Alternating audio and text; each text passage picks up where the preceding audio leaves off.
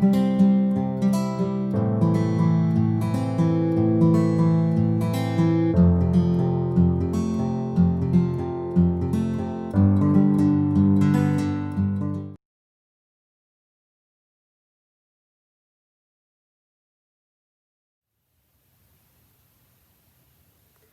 everyone, thanks for joining me today and happy holidays.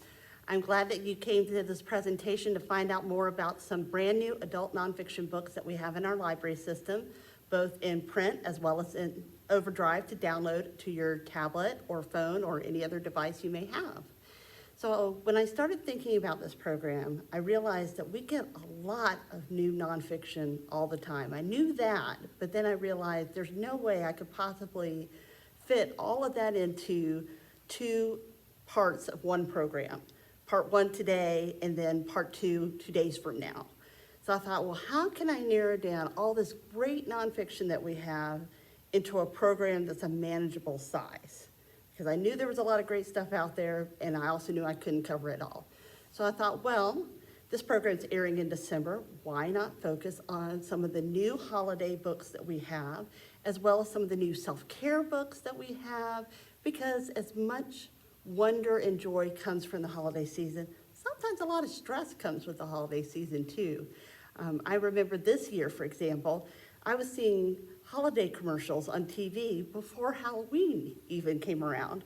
So in mid-October, I'm seeing holiday commercials, and I thought, it is too soon. There's Halloween and there's Thanksgiving before you get to any of the holidays. So if you've ever watched any holiday commercials, and it's pretty hard to avoid because they're everywhere between all of your favorite programs and movies, then you know that all these commercials focus on all these things you need to run around and do. You've got to do them right now, right away, otherwise you're not going to get the most out of your holiday season. And if you have small children or grandchildren, you also know that holiday commercials are geared towards them about all the things they've got to wish for Christmas, for Hanukkah, for Kwanzaa, which we all know is not the meaning of the holiday season. It's not about getting, it is about giving. And it's supposed to be about a time of celebration and joy and taking it all in. And unfortunately, running from store to store to store and creating a crazy to-do list of all the things that you need to do and other such things that sometimes commercials and even television shows and movies can kind of perpetuate as you must do this in order to enjoy your holiday. It can get you pretty stressed out. So I thought part one today, we talk about the fun stuff you can do for the holidays, the ways that you can kick up your feet and really enjoy it, whether you're celebrating with your family, whether you're celebrating with your friends, whether maybe due to COVID this year, you're celebrating on your own. There's still lots of fun things you can do to unwind and get in the holiday spirit and enjoy it without feeling like you're going to lose your mind. Then on part two, in 2 days from now, I'm going to go a little bit deeper and say, what are the things you can do long-term to really take care of yourself, self-care? Because one of the things that's so easy for people to do is to neglect themselves for everybody else. They take care of their family, they take care of their friends, they take care of their job and everything else, and they are the one thing, the one person in their life that goes by the wayside. And if you've ever had that happen to you in your life, then you know that doesn't work for long. The best analogy I can come up with, and it still trips me up sometimes when I'm on an airplane and this comes up, even though I know what the right answer is when you're on an airplane and they're talking about the mask dropping from the ceiling and you have to put the mask on yourself first and then you have to put it on your child. Now, I'm a mother of a 9-year-old, and even after all these years, that is so hard for me to do because the natural instinct, of course, is, well, I'm just going to do for my child first. Their child is more important than me. But the thing is, I can't really take care of her, especially in that situation. I can't really take care of her unless I take care of me first. So that's a little bit what our second part is going to be about. What can you do to take care of yourself, get the most out of your holidays, and start the new year strong? But today I thought we'd talk about some of the fun things you can do at the holiday in between the hustle and bustle. And especially, for any reason you're celebrating this holiday solo, or maybe you're not going to be able to see your kids or grandkids, here's some ways to really perk yourself up and have a lot of fun during the holidays. So you ready? All you need is your ears and your eyes, because I'm going to provide a reading list after each part of this program. So you'll know all the books that I've covered, so you don't have to scribble them all down, and you don't have to try and be downloading them to your device as I'm talking, although you're certainly welcome to if you want to. But then that way afterwards, you can request these items through Overdrive by downloading them. You can call us or talk to us in person at the library to put these items on request, or you can even go into our catalog and place requests yourself. And don't forget, if an item says that it's on order, that means that we've purchased it, it just hasn't come in to be cataloged and then sent to the branches, but it is eligible for request.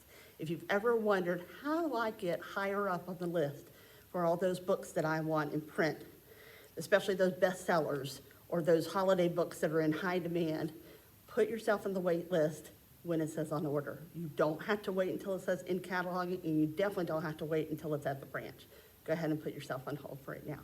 So we're going to go ahead and dive on in, and like I said, we'll touch a little bit on Christmas, a little bit on Hanukkah, a little bit on Kwanzaa, and then just in general, enjoying the holidays, and hopefully cooler weather. So here we go. We'll start with Jewish holiday baking. Now, one of the things I love about this new book, and all of these books are new, which is really exciting. So for the most part, unless you're buying these books brand new from the bookstore or off of Amazon, chances are you haven't gotten a chance to explore them yet. So I hope you'll consider requesting them. This particular one I like because it not only covers Hanukkah, it covers a bunch of different Jewish holidays. So it's not just going to be good for December and the Hanukkah season, it's going to be good for all the other different Jewish holidays that happen throughout the calendar year. So there's lots of ideas in here about how you can make all sorts of recipes. If your family is Jewish and celebrates Hanukkah, celebrates Rosh Hashanah, and different things like that. So wanted to make sure that you knew that we had a brand new Jewish holiday cookbook that you can request.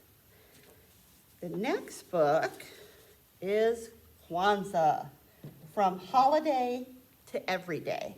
So this book is all about taking Kwanzaa and making it a part of your life. So instead of just celebrating Kwanzaa in December, you're taking Kwanzaa and you're incorporating it in your everyday life throughout the calendar year. So it's always really interesting to have books about different holidays, because if you've got kids in school right now, like I do, you know that they learn about all the different holidays. And even if it's not a holiday that you celebrate, it's still really interesting to learn more about what that holiday means to other people, because you never know when you're going to meet someone who celebrates a different holiday. You may already have someone in your life that does, and it just broadens your larger knowledge. And I've mentioned it before in my previous programs, the library, known as your People's University, is just a great place to expand your mind. So if any of these topics come up and you think, oh, well, that doesn't necessarily pertain to me, but you're looking to learn more, then put yourself on that wait list. So this is a Kwanzaa, From Holiday to Everyday. So we've covered Hanukkah, we've covered Kwanzaa. So of course, next up is Christmas baking. So in this book, and all these books that have food on the covers really make me hungry. But this book talks about cookies, candies, cakes, breads, all these things, as they say, to bring comfort and joy to your holiday. And some of you may also say, and add to your waistline. So, always getting some exercise during the holiday season is never a bad idea. But at the same time, if you've got kids, if you've got grandkids, or you just love baking something up in your oven, then these three books are the way to go, because it'll give you an opportunity to do just that. And that could be really fun. That could be a fun way to get involved in the holiday season. Now, if you're like my family and you realize that there's too many cakes, cookies, date bars, whatever it is, rum balls, whatever it is that you have in your house, it can be really tempting to eat all of it, because it's there. You can smell it, you can see it. So something to consider, of course, you have to, make sure, you're thinking about COVID and everything like that. So this may not be for this holiday season. It could be for next holiday season, unless you come up with a way to do it that's safe.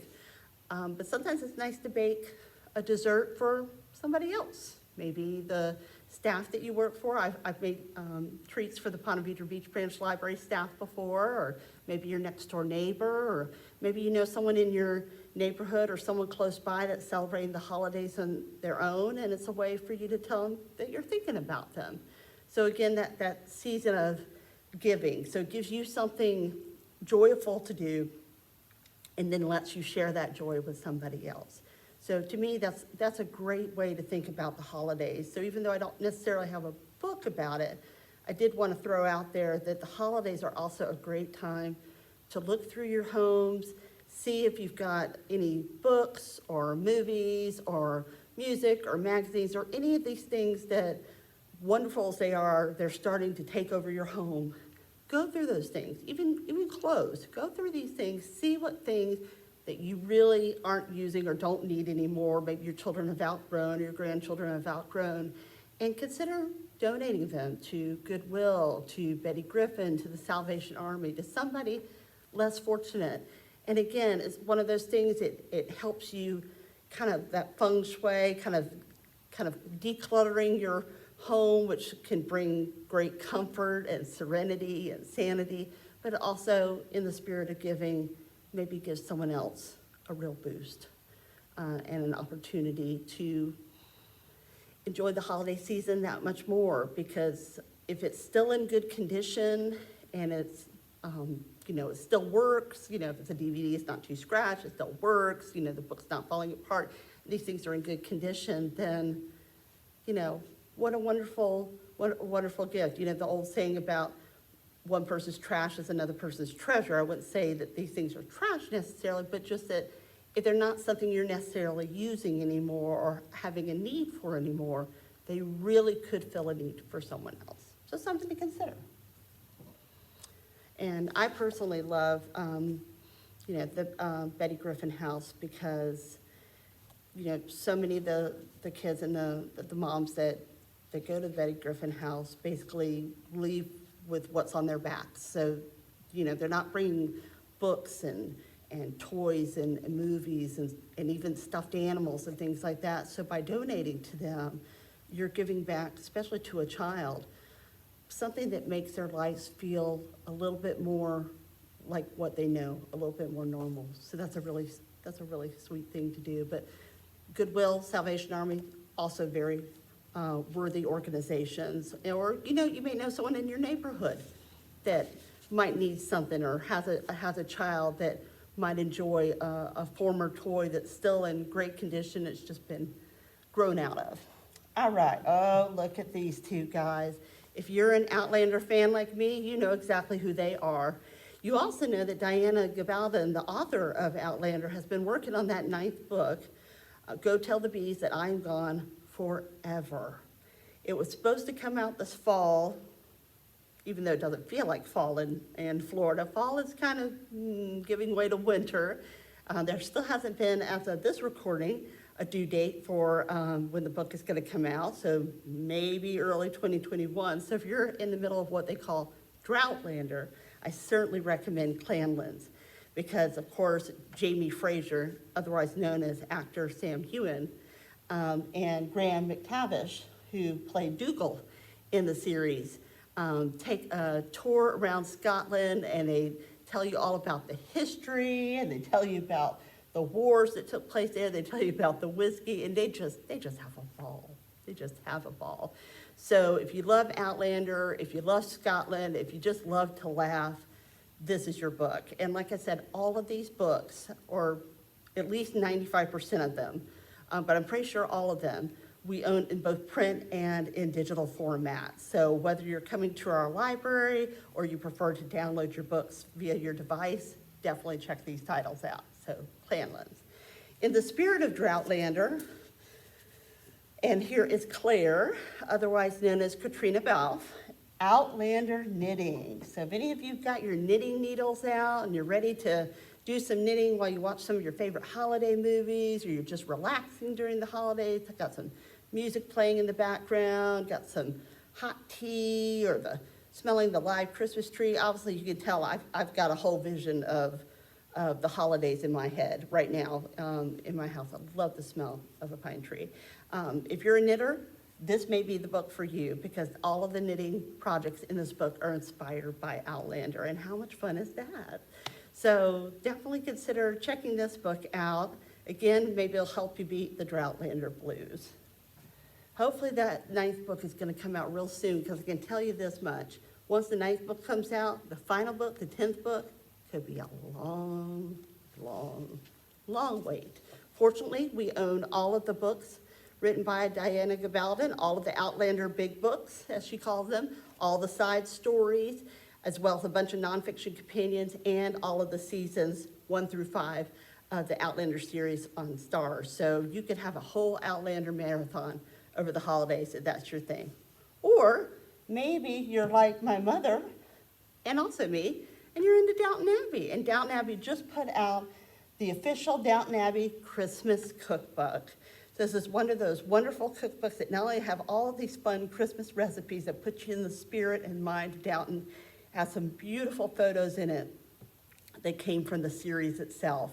So now, as you flip through this book and think about what you want to make up to make yourself feel like you're on the Downton Abbey estate, otherwise known as the Highclere estate in the real world, you can also be thinking about diving into your Downton Abbey DVDs again and watching the episodes, watching the Christmas episodes. And if you're thinking, oh, well, but I don't have the Downton Abbey DVDs, not to worry, your library does.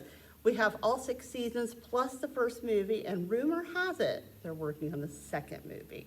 So very, very exciting. So again, maybe if it's not Outlander, or even if it is, you can also explore Downton Abbey this holiday season.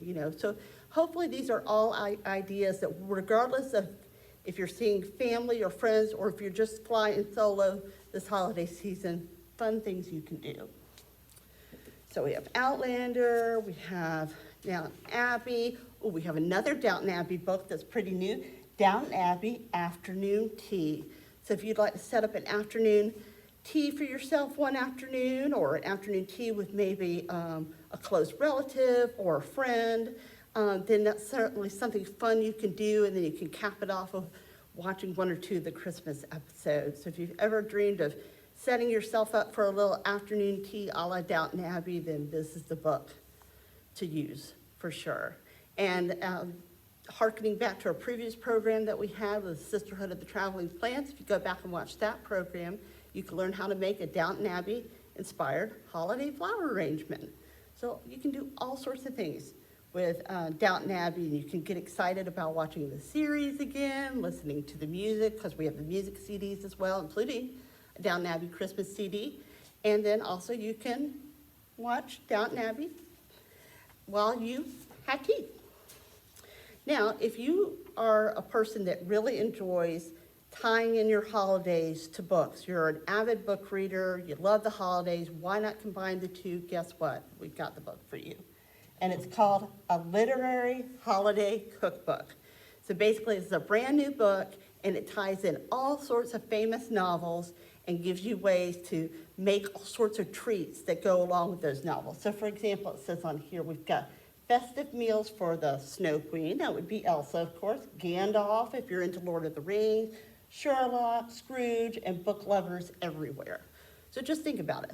You've got your family at home, the kids are off for winter break, or maybe you've got the grandkids over, or again, maybe it's just you flying solo. You could make a whole thing into this. You could make some treats a la Gandalf, and then you could watch the Lord of the Rings movies, or you break out your copies of the books or get them from the library and just go to town with it. Why not? What better time than during the holidays when you've got a little bit more time to yourself, which you should make time for yourself, and do something fun that ties into books and movies. So this is a really interesting way to do just that. And even if you're not planning on cooking anything for the cookbook, I do recommend going ahead and requesting it or checking it out just to see what kind of creations that they came up with that tie into these different stories and different movies. All right, so then next, of course, tying into things, some of you out there are big Hallmark Christmas movie fans. I know of a handful of them in my circle, and these ladies watch, and not just for ladies, gentlemen can watch them too, but these ladies watch Hallmark Christmas movies any time of the year. It's not just for Christmas. They can watch them any time of the year. Just your feel-good movies, gonna have a good ending, gonna be heartwarming, cozy. So now, brand new book has come out, Hallmark Countdown to Christmas. Have a very merry movie holiday. So if you know the different people who typically end up being in these movies, or you ever want to know behind the scenes facts or fun facts or things like that, this is your book. And once again, you check out the book from the library. We also have some of the Hallmark movies in our collection. One of my colleagues is doing a virtual program just about the Hallmark series, the movies and the books. So, check all of that out and just make it a Hallmark holiday. If that's your bag, so to speak, then go for it, And like I said, it's all kind of inclusive and it's fun, and you can, tie all sorts of things in. But like I said, if you're really into Hallmark Christmas movies, or you've ever wanted to give them a try, and you just want something cozy to put on for the holidays, like curling up in a warm blanket, then a Hallmark Christmas is for you. So that's another fun book that's come out this season. So there's just been all sorts of great stuff that comes out. And the best part is, if you borrow it from the library, it's free. It's absolutely free. You enjoy it, you have fun with it, you return it, and some other lucky reader gets to enjoy it next. Now, if you're not a person who's necessarily a Hallmark Christmas movie person, and not everybody is, and that's fine. The wonderful thing about your public library, there's a little something for everybody. But maybe you're a different kind of Christmas movie person. Maybe you like my husband does, you like Home Alone, or maybe you like Elf, or maybe you like something entirely different. You like A Christmas Carol, or any of that, or like me, you like Miracle on 34th Street, or The Best Christmas Pageant Ever, whatever it may be. This is your book, The Cozy Christmas Movie Cookbook, mouth-watering food to enjoy during your favorite holiday films. So again, you want to make yourself or your family or friends a little treat, and then top it off with a fun Christmas movie.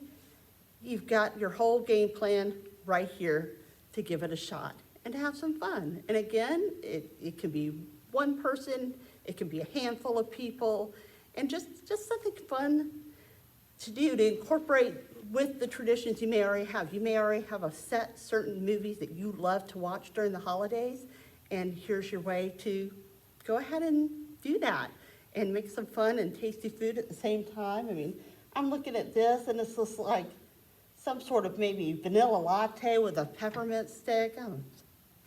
Change that to hot cocoa and a peppermint stick. I am all over that. So just yum. So even though we don't have snow, we will probably never have snow unless we have a blizzard here in Florida, you can still feel like it's a cozy time at your house. And if the weather stays nice like it's been, you can crack open one of your windows or your sliding glass door, let a little cool air come in, and curl up in a blanket, watch your favorite Christmas movie with a sweet treat.